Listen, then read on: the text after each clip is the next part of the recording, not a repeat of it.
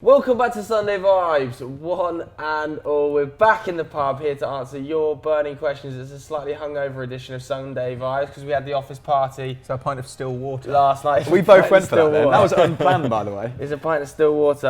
Let's crack on straight away with the headline topic because it's all about managers because we could we're recording this on a Thursday, by the time this goes out we could have two new managers in Carlo Ancelotti and Mikel Arteta at two Premier League clubs. And Charlie Carey says, which do you think will be more successful? Arteta to Arsenal or Ancelotti to Everton? Should we start with Arteta to Arsenal? What are your thoughts? Because a couple of weeks ago, we were rumming an hour in about Arteta to Arsenal. Well, this is going to be great for back pages, right? Because these two play each other in the early kickoff on Saturday, so that'll be interesting. I don't know who I'd say will be more successful, but you certainly expect that Arsenal will finish generally above Everton. Even in a bad season, they're probably going to finish above Everton this season. You imagine that'll be true going forward. I don't know. I think that it's a good appointment. I think it probably would have been better. Are you being blinkered here like I was with Ollie? Or like Chelsea fans are with Lampard? Because he's a club legend, you're buzzing. He'd be your youngest ever manager, right, as well, at 37. I assume so. Yeah. Like, I mean, it wasn't my top choice. Like, I mean, I would probably rather have waited till summer and get like a Marco Rose or a Tuchel. But I think that after that, it's a pretty good option. Like, he has had a long time learning under Pep Guardiola, and I do think that's slightly different from learning under other managers. Like, I think if you learn under a certain manager, you may just learn his style. But I think under Pep, what you learn is how do we fix problems? Like, you learn basically a toolkit for dealing with tactical issues because of the way that Pep approaches games. Yeah. And so in that sense, I think learning under Pep would be better than learning under, say, I don't know, Wenger or even maybe a Klopp who plays like a really specific style. And because Arsenal's squad is not set up to play a specific style. Arsenal's squad is essentially a puzzle box at the moment. There are loads of really good players, there are loads of interesting things and good skill sets, but how you fit those together is genuinely like a difficult kind of little Tetris game that you have to play. And I think that he's probably reasonably well set up to do that. And obviously, if there is one thing we know for sure about him as a coach, it's that he's been good at developing some of the younger players at City, right? Okay. And I think that you look at Arsenal right now and they have a lot of wages tied up in these older players, like Aubameyang, who I think will leave in the summer, like Ozil, like Mkhitaryan, who's still on the books, obviously. I thought the Aubameyang thing where he commented, or his brother commented on AFTV's post saying that, another manager with no experience. I feel like that's him speaking vicariously, if that's the right word, through living his brother. Pato called Arsenal a puzzle box at the moment. I think that's quite generous. I'll call them a bit of a minefield, to be perfectly frank. You've got Aubameyang, like you said, his brother, just to clarify, said that Arteta's just as qualified as Ljungberg, despite the fact, like you said, Arteta has served the best apprenticeship in football you can possibly serve under one of the greatest managers ever, and Ljungberg hasn't. So there is, tangible difference there. But yeah, Aubameyang, clearly his camp are laying the foundations for a move, aren't they? Mm-hmm. And they've struck at a time when Arsenal are really vulnerable. And this is why I've got a lot of respect for Freddie. He's been very candid, hasn't he? I think he's doing a decent enough job. And he's keen to see, things wrapped up. If it's Arteta, at least Arsenal can start to address that culture that is kind of festering amongst the first team. You've got, Mesut Ozil has clashed with the club in recent weeks over some very complicated matters. You've got Aubameyang now pushing for a move, 18 months left on his contract. You can't necessarily blame him for wanting to leave because he's got a limited amount of time left, hasn't he? And he doesn't want to be playing Europa League football. He wants to be playing Champions League football. He doesn't want to be at Arsenal when they're going for a transitional phase at the age of 30, 31. That's understandable, but the way they've gone about it, not great decorum. But I think whoever we'd hired, I think that Aubameyang was going to leave this summer. Yeah. Like I don't think there's cheap shots as the captain for your brother. No, I agree. But unless there's a miraculous recovery, Arsenal are not going to be in the Champions League, and I think barring that, and I actually think even if we'd made the Champions League, he would still think I've got a year left on my contract. There are big teams, who are going to be looking around for a striker. I would actually rather go somewhere else, and I think I'm actually fine with that because the way I look at the squad right now is people talk as if this squad is like an absolute disaster, and I actually think it's really, really promising. Like it's got way younger. There are some really good young players as well. It's not just that it's young, it's also that it's good and young. Like, you feel like if you get Ozil out, that's 350k a week. Aubameyang, that's another 200.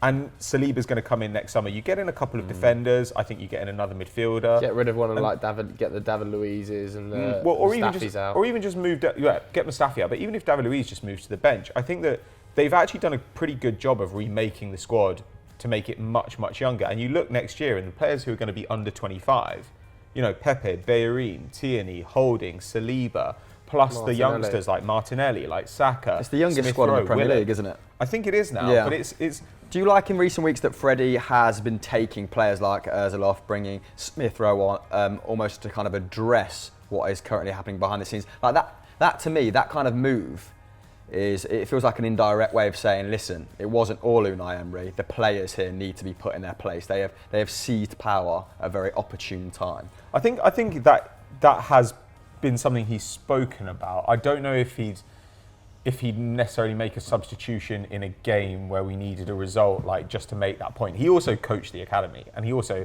I think, just really, really believes in this generation of players, some of whom deserve it and some of whom probably don't deserve it quite as much. So I also take him at his word when he says, well, this guy brings more energy, this guy's going to press more, this guy's going to defend more. I don't read too much into that, but I do absolutely think that the squad, there are always going to be some bad elements in the squad when things are bad, and I think that probably next summer, I think that even if Arteta comes in and is not like a genius coach, I do think that he'll get us further along the path of rebuilding, he'll develop our youngsters, and will manage to continue to remake this squad in actually the image that City did. Like City a few years ago, like now the squad has all kind of reached peak age, but a couple of years ago we were talking about how young it was. Like Gabby Jesus, Sane, Sterling, all these guys were so young. And I think that if you move in that direction, you can't go too far wrong. I think we are looking at it very positively as well. Just like some. I don't think anyone thinks it's going to be like perfect, though. Like it could be an absolute catastrophe. A manager that's never managed before, has no man management experience, coming into a squad with a bunch of prima donnas that at the moment don't like each other or the way they're playing football, and it could go horribly wrong. I think there are a couple of prima donnas in the squad. And he has man-managed superstars at assistant manager level, but he's not had that ultimate accountability. I think at Manchester City it's very different. When a superstar is looking at the coaching staff, he can't question Arteta because he's therefore questioning Pep. Yeah. When you're at Arsenal and you are the man, and Aubameyang questions you, you've got nothing to do. You haven't got Pep to fall back on. As soon as those Arsenal players sensed that Unai Emery wasn't the man, they struck, didn't they? And I feel like that would never happen under Pep. I'm not saying it's going to happen, but I think that it's going to be shit or bust for Arsenal in a big way. I think they are going to be. I think they're going to be flying. They're definitely going to see that new manager bump, and that feel-good factor will come back to the Emirates. But I think you say definitely. It didn't happen under Freddie, did it? It didn't, but Freddie had a lot of problems behind the scenes. He didn't have the backroom staff. He But didn't have everything in place in the foundations. I actually think it might help Arsenal, though. Like you were talking about the Solskjaer thing, I might think it might help Arsenal that they start with such a difficult run of fixtures, because I don't think they're going to get 3 wins from Everton away, United and Chelsea, which are the next 3 games. And in a way, I think if you have a couple of bad results there, it tempers expectations. Yeah. People aren't kind of like talking like... This is where you win all 3 and everybody's going, here, we've got the new Pep. Exactly. But I mean, I don't know. I do think that the feel-good factor is underrated. Like I've said a lot of times, like I said at the end of last season, I would just like to watch us play good football, and I do think we'll probably play good football under Arteta. But with your fan base in particular, I do think that the feel-good factor is crucial, because the Emirates can be so toxic for players. And it can... But quickly turn into sort of a melting pot of shit. But even the last game, when Arsenal are losing 3-0 to Man City, and in the 93rd minute, like fans were singing like "We love you, Arsenal" and stuff, and I was just like, okay, that wouldn't have happened under Emery, and that's happening in a game where we're losing 3-0 under an interim manager who's begging the club to either give him help or bring somebody in. I think that Arteta is just like. I think people always think of Arteta as like a nice guy, and he is a nice guy and he's a well-liked guy, but he was also actually known as kind of a dick as well, like that he would just tell people like when he thought they weren't good enough or when he thought that their behaviour wasn't good enough when he was club captain. And he was helping run training sessions in his final year under Wenger as well, which is why Wenger offered him a job when Pep offered him a job, when Pochettino offered him a job. But I think, obviously there are going to be issues there, but I'd actually have less concern about his man management, just because I think that those big players who have problems are on their way out, and I think the young players will buy in. Yeah. I think that's less of an issue for me than he's never managed before. I'm more in agreement with, you in that a tough start is probably what the Arsenal fans need, that a healthy dose of realism, because when they went on that 14 game, it was more in the mid-20s, right? 22, I think. Do you not think I remember them singing, "We've got our Arsenal back" against Fulham, and you just think... To be fair, we did win that game 5-1. Yeah, that gave Unai Emery more time to be the wrong man, effectively. And I do think we talk about, Freddie having a lack of backroom staff. Of course, Mikel Arteta would be building one from scratch, which we've touched upon before. Xabi Alonso was linked at first, to be his assistant manager, but he's staying at Real Sociedad, isn't he, as the B team manager. I've done a little bit of research on who he might bring in, and because I don't know anything about it. It would be a double blow for Manchester City, because he wants as his assistant Rodolfo Borrell, Borrell, I think, who's currently also Pep's assistant. And this guy has a really stellar reputation.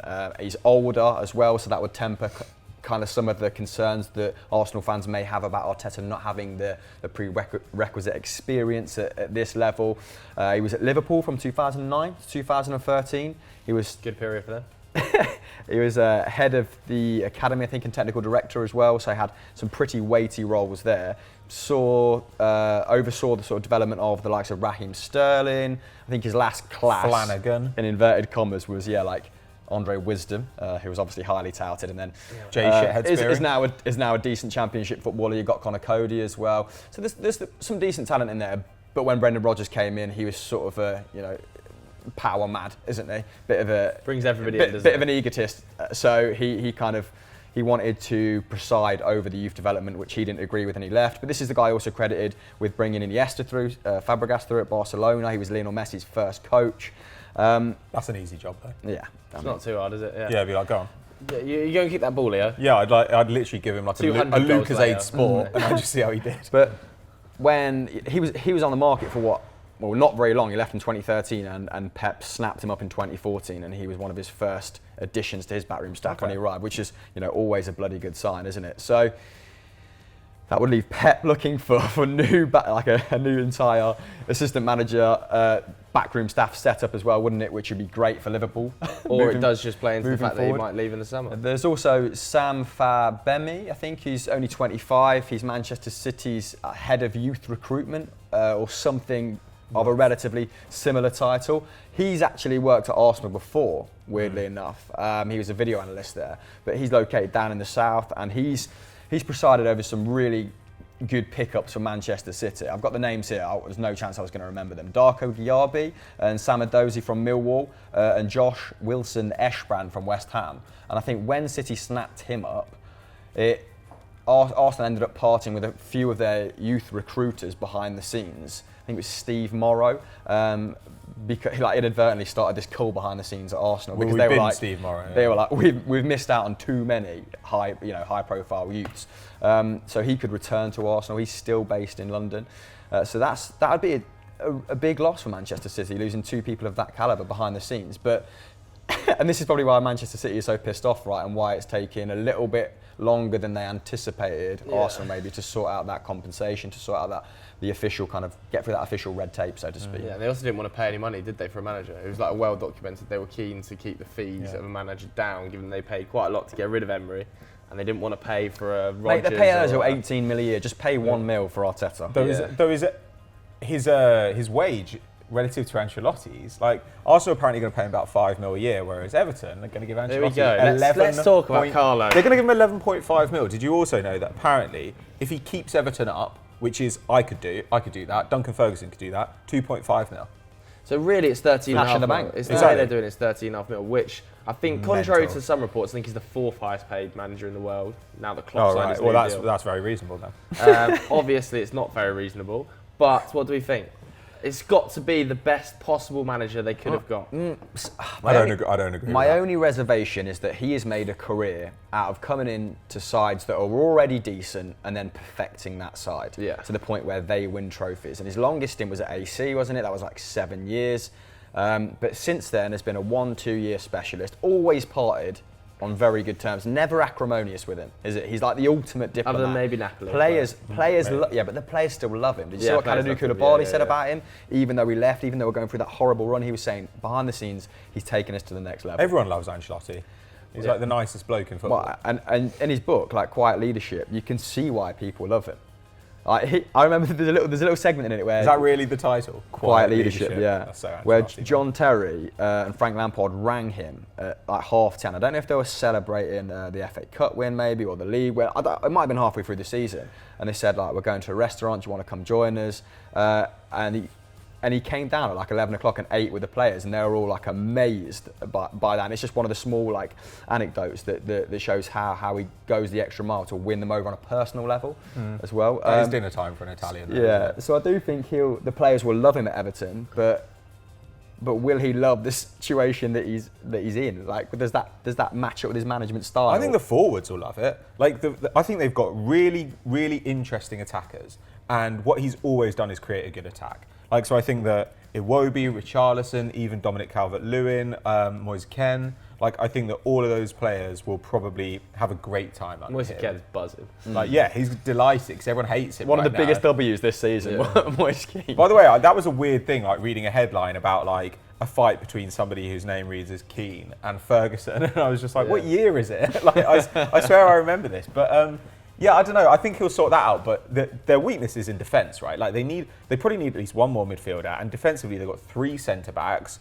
who are probably weren't perfectly suited for playing a high pressing system like Silvers. You know, like Keane is obviously like a deep block defender. Mina I actually quite like, but Mina, the system basically means you're going to end up doing boneheaded things, and Mina can be quite boneheaded. And then they've got Mason Holgate, who was in the Championship with like West Brom last season. So I mean, that's pretty troubling. So I do think, like, go out, get a couple of defenders. When you say it's the best appointment, it's the most high-profile appointment, and you could argue it would be the best if it helps them attract really good talent. But pedigree-wise, he's the best manager in their history. Sure, but I do think that like the best manager to help them push on would probably be a little bit more outside the box. It'd be a bit more in the kind of Red Bull mode. Well, I kind of spoke about this a little bit on the podcast midweek, that he is like the funnest. And when Farhad Moshiri first took over Everton, the words he used to describe the manager he wanted was, I want a Hollywood manager. That was the exact words he used, a Hollywood manager. And he brought in Ronald Koeman thinking he was going to be the Hollywood manager. He has finally got his Hollywood manager this season. It doesn't get more Hollywood than Carlo Ancelotti to Everton. That is unbelievably exciting. You couldn't write that. Yeah.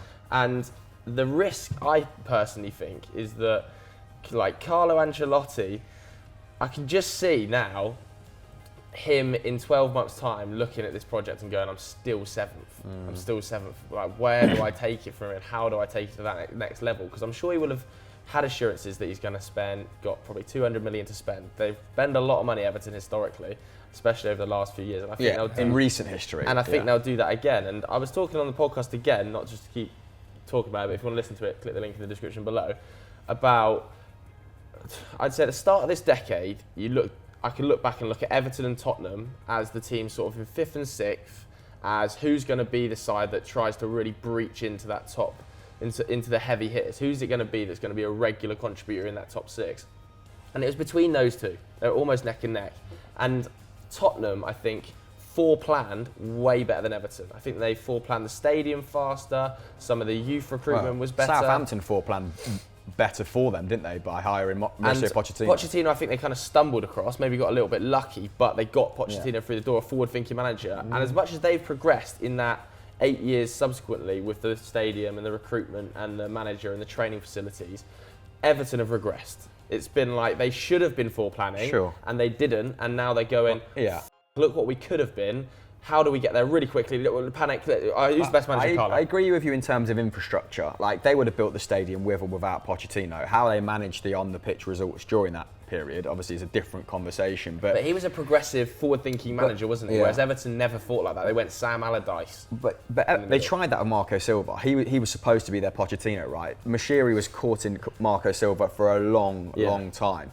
And now, they've probably been wise to try, something new. But Carlo has always spent big anywhere he's gone. He's going to be spending big, yeah. And How much control presided has he over had, the though? over the like Torres transfer, for example, or Sure. Real Madrid he bought Gareth Bale. He bought Gareth Bale. Exactly.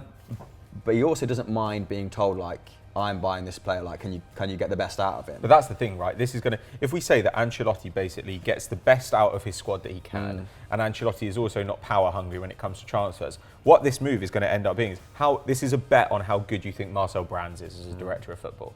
Because last summer, there were some good players who came in, like Moise Kean is a great signing, Iwobi is a great signing, but when you look at how they neglected the defence, that is really troubling for me. But Mashiri, I don't think he's a footballing guy.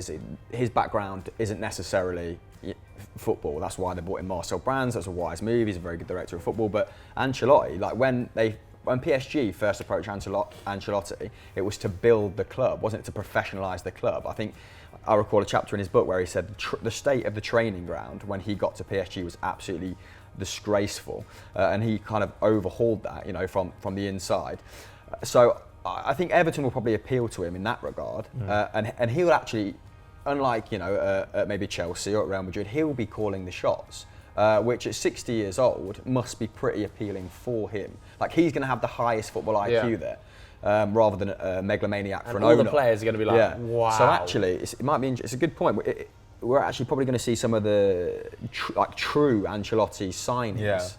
It'll be fascinating. He'll be able to attract a player level that Everton have never been able to attract before, in my opinion. Like, he's going to, even if they're not the young, exciting sort of 22-year-olds, he might get a bunch of 28-year-olds that are seasoned winners, Mourinho style. So it's not just that. It's not just Ancelotti, right? It's also the money. So I think there were. Yeah. What annoyed me with this was there were loads of really boring journalists being like, "How can, it's ridiculous. There's no way Everton can get a guy like Ancelotti." You're like, Everton, because of the Premier League and because of their status, Everton are one of probably the 15 richest clubs in Europe. Yeah. So it stands to reason they can pay more for a manager than most clubs in Europe. And it also stands to reason that they can pay more for players as well. So they can easily make themselves a destination. It's just that if they can go for the players, that Liverpool won't, that Man United won't, that Arsenal won't, that Chelsea won't, you can still build a pretty good squad. That's actually how Spurs did it, right? They went and got Dele Alli when other people were I don't know, 5 mil on him from League One. If Everton can, I just can don't think start they'll do doing that. stuff like I think they'll go. I think Everton will go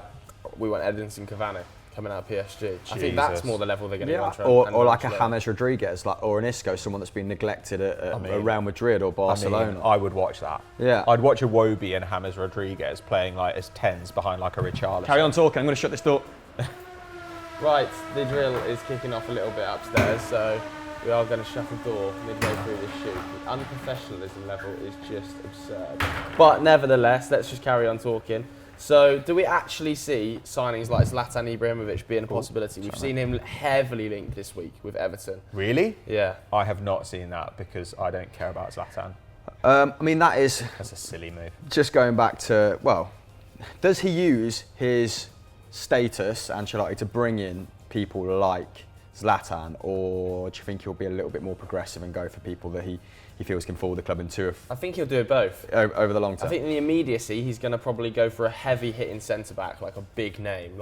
It would not surprise me if Everton went really hard for Koulibaly, given the connection with Napoli. And I don't think they'll get him. I'm not saying they'll get him. I think there'll be other people that want him as well. But if they're prepared to spend 50 on Richarlison, we they'll know probably De spend 100 Laurentiis on wants to sell him. Yeah, and there'll be other clubs interested. But Everton will put their hat in the ring for that level of centre-back now. Imagine a Dries Mertens as well.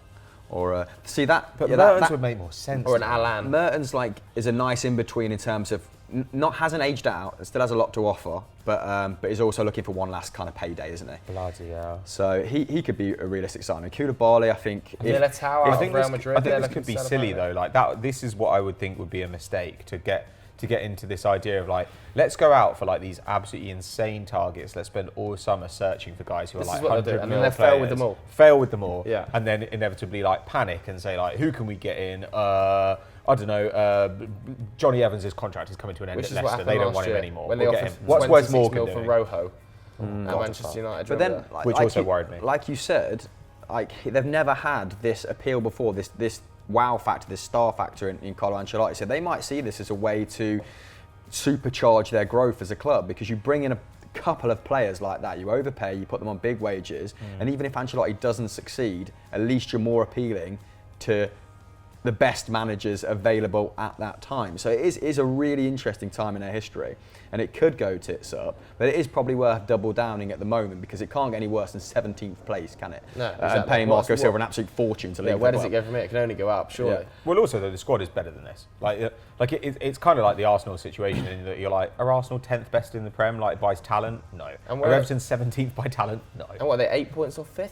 Yeah, it's incredibly tight in the league at the moment, and I don't know, man. Like I kind of think like I actually think it would be really fun to be a director of football at a club the level of Everton rather than a bigger club, because there are players like think about a player like Memphis Depay, for instance, who's not on huge money at Lyon, and obviously he's injured now, but like for the last few years it's been like, will he go to Spurs, will he go to Liverpool, will he go back to United? Nothing ever happens. If you're a club like Everton, that's the kind of player you go in and you overpay a little bit for, and you say we're going to like double your wages because you actually can do that, and they're the people who take you to the next level.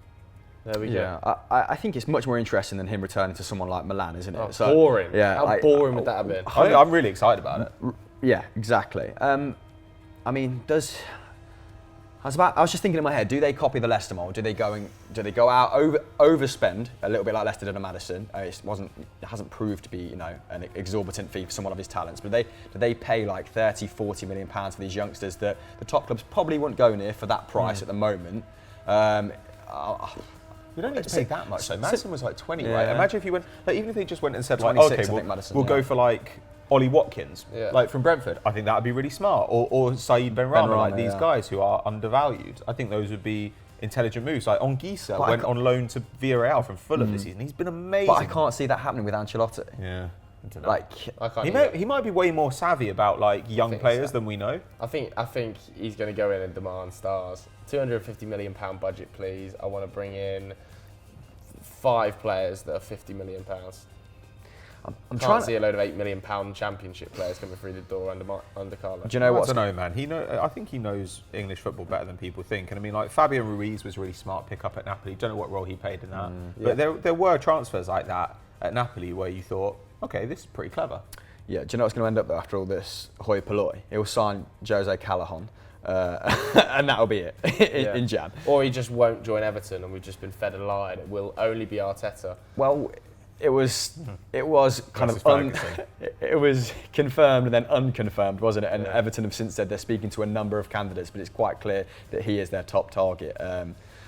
Yeah, it's going to be chaos, man. Long may it continue. Could well be Ancelotti versus Arteta on Saturday, 12:30, though, couldn't it? Either way, let us know your thoughts on the Ancelotti and the Mikel Arteta moves. Are they good for the clubs that they've joined? Let us know in the comments below. Before we move on, if you are new to Football Daily and you're enjoying Sunday Vibes, make sure you hit the subscribe button and turn notifications on as displayed on screen now, because we're moving on to Quickfire Questions, and the first one was sent in by Patrick MCE. He says, which team needs to buy in January the most? Who needs to spend some money in January? Anybody got any suggestions? West Ham. Arsenal at the back. West Ham. West Ham? West Ham. In what position? 100% central midfield and defence, but mostly central midfield. Yeah, Like give I- Declan Rice some support. I like Mark Noble. I think Mark Noble is doing a brave job in midfield, Yeah. but his legs are just not where they should be. And you think in the summer they were really heavily linked with Joan Jordan, right? Yeah. I think that would have been amazing. And I understand why he went to Sevilla in the end. But if they could go and get a midfielder like that, like say they'd got Ongisa like on loan out of Fulham, which they could easily have done, that would be really smart. Like to me, I would go and say like, yes, we hear rumours of people like Camavinga going to Real Madrid, but 70. whether that actually happens, like, I think we all believe it probably won't. And there's a Sumare as well. Like there are loads of these midfielders, particularly in Ligue 1, who are underpriced, who have big defensive output, who can dribble a bit as well. I would 100% be looking at, Songare, who we've talked about a million times. Yeah. I would be looking at one of those Zakaria? guys. Zakaria would be amazing if you could get him, but I think with a potential title challenge, I don't think he's going to West Ham. But do you think potentially? But Gladbach won't could sell use him. this opportunity to slap another 20 million on their star players' price tags because they are in the race for a title, like you said. But I think they'll keep him. I think that he'll stay and be like, maybe I'll do something special. They're going to slow down though, aren't they? They're going to finish top 4. But you wouldn't sell. No, you would not sell in that position. Marco- I know, but that profile of player is absolutely what they should be Marco looking should at. be infuriated. And you just look at West Ham, and I think like there's probably no club in the Premier League more where I just think it's actually quite easy to scout for that position. It's much easier to scout a solid midfielder than it is to scout a solid centre-back. And I think just drop one guy into that midfield could fix it. If they got like Bakayoko on loan from Chelsea this season, he's been great at Monaco. That sort of move would have been perfect for them. I think for me, desperately need a striker. Watford have to get a striker that's going to get 10 to 15 goals in the second half of the season. Bloody hell. They've scored 9 goals and we're in December. Getting 15 goals at Watford in the second half of the season. It needs a Michu. They need like a Michu or somebody who's just going to come in and just freakishly hit because they've scored 9 goals. They have been a bit unlucky. December the 18th. 9 goals December the 18th. When you think that, I think Newcastle have 17. Yeah, it's that's unbelievably horrific going forward for them. Watch the Liverpool and they've match. got creators. Oh my God, is Mela Sarr's finishing and there's a chance for Doucouré as well, but Watford have to get a striker else they're guaranteed to go down. And in the same regards, I think Norwich need a centre-back. I think Norwich need a more experienced centre-back to come in, or a DM. Steady the ship. Yeah. I like Tom Tribble, but they do need more solidity in the midfield. Yeah. You can just run at their back line. And I just think that, he wouldn't have been a Norwich signing, but even a Gary Cahill would have done a very good job for Norwich this season. He's been really good at Crystal Palace all year. Yeah, Crystal Palace would be able to give him much bigger wages than Norwich ever would have. Of course, but I think they should have identified a centre-back and bought one in the summer. A seasoned vet. And I think it's probably going to bite them when they get relegated because of their defence. I do like because they'll get lose Godfrey. It is admirable that they kind of stick to their philosophy. Godfrey's not going to be there, is he? And they probably anticipated going down. The owner was talking very realistically pre-season, and gifting those youngsters Premier League minutes puts you in better stead over a 5-10 year project than getting Gary Cahill in. But he was perfect for Crystal Palace. I do get what you're saying. Who does that leave me with? Not many teams. Leicester, I'd like to see them sign a centre forward just to really solidify that second or third spot. Yeah, we've spoke about this to death, haven't we? That Ayoze Perez would probably not be a good answer if he was injured at number 9. Other than that hat-trick. Ian Atcher is absolutely flying at the moment. Yeah, he's... It's good to see them two work as a two because Okazaki did that as well. Worked well in that 4-4-1-1, and he did a lot of he did a thankless task, didn't he, of linking the midfield to the attack. But they're much more capable now of building play. Of James Maddison, is that link man, which means that Iheanacho has much more freedom than Okazaki ever had. Is a totally different profile of player as well, isn't he? They should be on the lookout for a centre forward. In terms of suggestions, you boys got any for Leicester? I'm trying to think of the league. I think you're right there. Really, maybe another centre back. Has anyone had an exceptional start in the Eredivisie this campaign? Not sure. Maybe Tottenham as well, a right back. I'd like to see them sign someone like Nordi Mukiele, going really big for him. He's been fantastic this season, hasn't he? Can play left back, right back, left back, centre half. So yeah, you can plug a lot of holes. Jose's been playing Vertonghen at left back in the classic. I think a right back's probably more pressing though. They do at least have players though there. That's kind of that feels like a Mourinho making a point. Yeah. Whereas right back they literally do have no one. Yeah, talking of fullbacks, Southampton have to get some fullbacks in. Is it Bertrand and Cuco Martina there? No, Cuco Martina's at Everton now. Bertrand and I can't remember the other right backs. Well, now. they've got Cedric still. They've got Jan Valery. Cedric, and I think Valery's really promising, but he's very young. But they are Cedric and Bertrand are having horrific seasons. There was some Southampton stuff going around on Twitter that was just slating them. Obviously, they could do with a creative player. They've conceded the most goals in the league though, and when you conceded more than Norwich, and that back line has had a fair chunk of investment in centre half. I've just got to get some. But they just can't create anything. I feel like Danny Ings and James Ward-Prowse score all their goals. I know, and James Ward-Prowse, the goals are a free kick, or maybe he gets a shot from the edge of the box. What troubles me about them is at least with Watford, I'm you're creating chances and nobody's finishing them. With Southampton, I'm nobody's creating anything ever. It's awful. They're so disappointing to watch because they're really good at muddying up the midfield in Hassan Hüttl style, but they just have they bought a creative midfielder and then they loaned him. Isn't he at Celtic now? Is El Yunusi at Celtic on loan? Yeah, he is. Yeah. He was meant to be their big creative signing last season. I'm still trying to figure out signing for Leicester. Gineppo's just coming into the side now, isn't he? And he was their record signing. So I'm sure they'll be hoping after Christmas he can have a significant impact. They are talking about El Yunusi moving on a permanent to Celtic in the region of 10 mil. He's been That'd be great. good money. I was thinking, okay, Leicester have arrived at two players that have very different profiles. Potentially Mitrovic, if he continues to excel in the Championship, he might be worth a punt if you can get him for a reasonable price. I mean, he's a different option to Jamie Vardy, but given they have Harvey Barnes, given they have James Maddison, and even the fullbacks are outstanding creatively as well, aren't they? Both hitting like around 1.5 key passes. Having a target man who's really adept at holding up play might not be the worst option. And Osimhen from Lille. Just get him before his value soars. Yeah, he's really linked with Tottenham as well, Osimhen. Yeah, he might be slightly out of their price range now, but I think also like you could say Nketiah, like when you think about like the flaws in Nketiah's game, they're actually basically the same as the flaws in Jamie Vardy's game. Like stylistically, they're quite similar. So I think that would be quite a good one.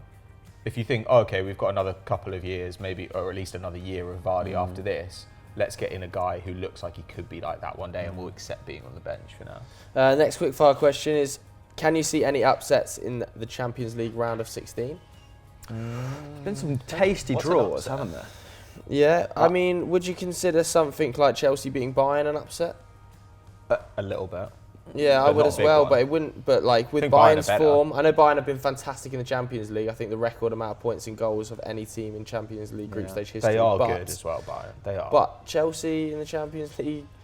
Yeah, this has been the most vulnerable Bayern have been in quite some time, isn't it? So now is the time to rock the boat with that regard. Chelsea's form wavering a little bit at the moment. They're probably, I mean, they've been unlucky in a couple of games, haven't they?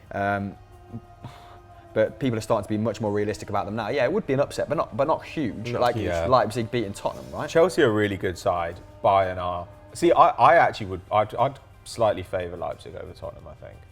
I'd still slightly. I still think they're a little way off from being favourites in that. And I've got a feeling that Nagelsmann's probably going to put more eggs in his Bundesliga basket than he is. And he's also got to be worried about losing Timo in January, isn't he? I think that 30 million clause is activated in January. Yeah, Spurs have been. I just think a side, Julian Nagelsmann's side, in its formative stages, like this RB Leipzig team, could be vulnerable to Jose's ways in a big way. Well, it's just going to be balls over the top to Son. Basically, if Son has an incredible game, they'll go out. But I think, I don't know, Mourinho, since he's taken over, they still look pretty suspect defensively. They're slowly getting there, but yeah. And there are some personnel issues, and I just look at Leipzig and I think Leipzig on their day are as good as anyone. They really are. So it just depends which Leipzig turns out. Yeah. But I also don't think that would necessarily, maybe to English fans, that would be a shock if Leipzig beat Spurs. But I don't think anyone would be like, my God, we had not, this was a 1 in a million chance this happened. You'd be kind of yeah, they're one of the best sides in the Bundesliga. Yeah, right. Let's move on then to finish off with personal question, which is from D Verst, who says, "What's your Boxing Day ritual?" Do you have a ritual on Boxing Day? You normally go for a little walk.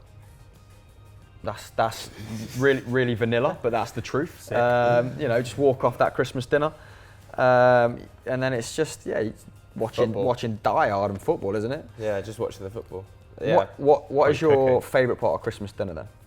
Totally different question, but depends, bro. Or no, roast potatoes nearly every time. But sometimes people, I do the roast potatoes now, and that way I can make them the way I want them. But you know what? You were talking about this the other day. They can be. They can be. You need those edges, those crispy edges, don't you? But potatoes and pigs in blankets. Goose fat, gravy. Ideally, but you can use any mix of fat. I don't really mind. Oh, okay. Camel fat. Good one. I'll take it. Anyway, that's the end of this week's Sunday Vibes. I really hope you enjoyed it. If you did, make sure you get your questions in for our first Sunday Vibes of 2020, because next week we've got an end of year special coming out, right? So you can put those in the comments below, or you can just send them to us on Twitter. If you enjoyed this, what else can they watch? Is there a football social this weekend? There is, yeah. Today, in fact. So tune in. Tune into the football social. Thanks very much for watching. Goodbye.